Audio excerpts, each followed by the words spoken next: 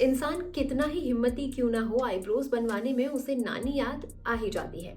Eyebrows बनवानी है, नहीं बनवानी है, आईब्रोज का शेप मोटा होना चाहिए या पतला होना चाहिए, ये एक पर्सनल चॉइस है। लेकिन हाँ, कुछ लोगों में आईब्रोज का ठीक से बना होना उनमें कॉन्फिडेंस लाने का काम करता है।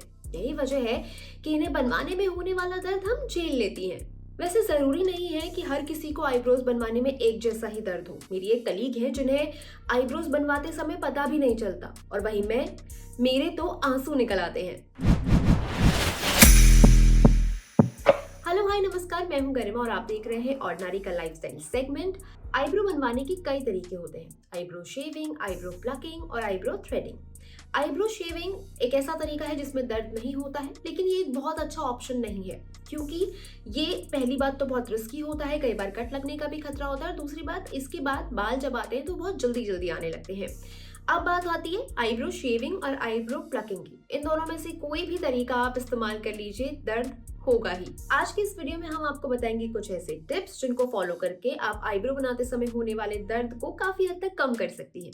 So without any further ado, let's get into the video.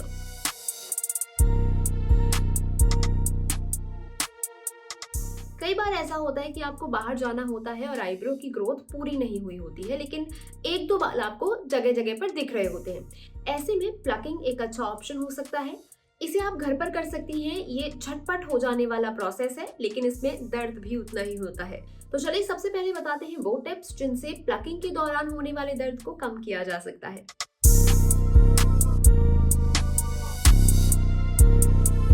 अगर आप घर पर ही आईब्रो प्लग करने का सोच रही हैं तो शावर यानी नहाने के बाद ऐसा करें।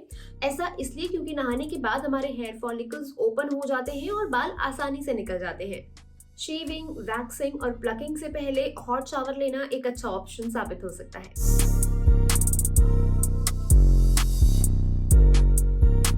अगर आप थ्रेडिंग की बजाय प्लकिंग ज्यादा पसंद करती हैं तो समय समय पर अपने ट्वीजर या प्लकर को बदलते रहें। पुराना या जंग लगा हुआ ट्वीजर इस्तेमाल करने से ये आपको दर्द तो देगा ही साथ एलर्जी होने के चांसेस भी बहुत ज्यादा बढ़ जाएंगे। अपने प्लकर को सूखी और साफ जगह पर रखें ताकि इन्फेक्शन होने का खतरा ना हो। इसके अलावा जो प्लकर आप यूज करती हैं उसका आगे से शेप कैसा है, इस पर भी निर्भर करता है कि आपको दर्द कम होगा या ज्यादा। जो प्लकर आप यूज करें उसका जो फ्रंट पार्ट है यानी कि उसका जो आगे का शेप है वो फ्लैट और पतला होना चाहिए ताकि उसकी ग्रिप आसानी से बन सके। आगे से मुड़ा हुआ और मोटे फ्रंट वाला जो प्लकर होता है उसकी ग्रिप आसानी से नहीं बन पाती, वो बालों को अच्छे से नहीं निकाल पाता और आपको दर्द भी ज्यादा करता है।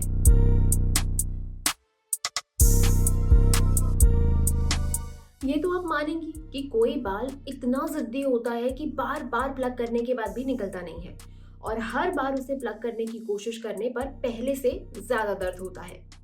और इससे भी ज्यादा खराब सिचुएशन तब होती है जब बाल आधा टूट जाए। अब ना तो आईब्रोज नीट नजर आती हैं और उसे निकालने में जो दर्द होता है उसके बारे में तो पूछे ही मत। इस दर्द से बचने का सबसे अच्छा तरीका यह है कि आप बाल को खींचने से पहले उस पर अच्छे से ग्रिप बना लें और उसके बाद ही उसे प्लग करें।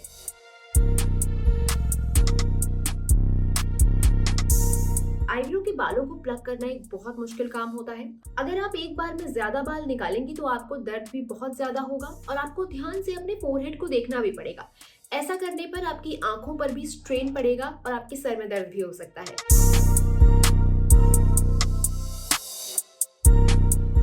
एक बार आप आईब्रो प्लकिंग पूरी कर लें तो आप उस एरिया को ठंडा जेल लगाकर मॉइस्चराइज करें। इसके लिए आप aloe vera gel, flax seed gel या फिर विटामिन ई जेल भी लगा सकती हैं।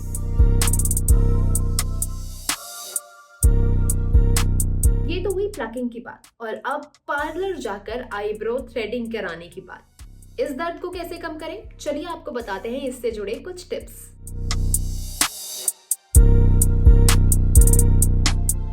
अगर आपको आईब्रो थ्रेडिंग कराने में असहनीय दर्द होता है तो सबसे पहले अपनी आईब्रो पर बर्फ रगड़ें। ऐसा करने से वो एरिया तो नम हो ही जाएगा, इसके अलावा हेयर फॉलिकल्स भी कमजोर हो जाएंगे जिससे बाल आसानी से निकल जाएगा।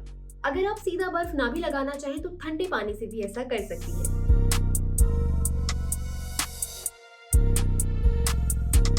जब पार्लर वाली दीदी कहती है ना कि अपनी आईब्रोज को ऊपर और नीचे से पकड़िए, तो उनकी बात को सुनिए। अगर आप खुद ऐसा नहीं कर पा रही हैं तो उनके असिस्टेंट को बोल दीजिए, वो आपकी मदद करेंगी। ऐसा करने से स्किन टाइट होती है और बालों को थ्रेड की मदद से निकालना आसान हो जाता है। अगर आप लूज स्किन पर थ्रेड चलाएंगी तो वो बहुत ज़्यादा दर्द करेगा और कई बार ये हो जाता है कि आपको कट तक लग सकता है।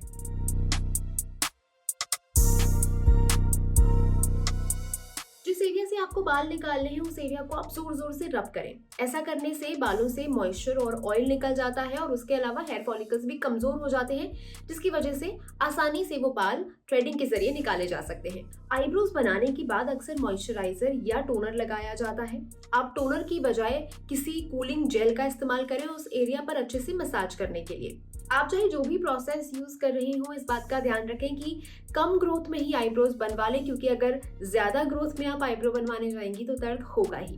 नेक्स्ट टाइम जब भी आईब्रोज बनवाने जाइएगा तो इनमें से कोई भी एक ट्रिक जरूर ट्राई करके देखिएगा और हमें कमेंट करके भी बताइएगा कि क्या आपके लिए ये ट्रिक काम करी या नहीं। आपका हमारा वीडियो कैसा लगा हमें कमेंट करके जरूर बताइएगा। खुश रहिए, स्वस्थ रहिए और देखते रहिए ऑर्डिनरी। Bye bye.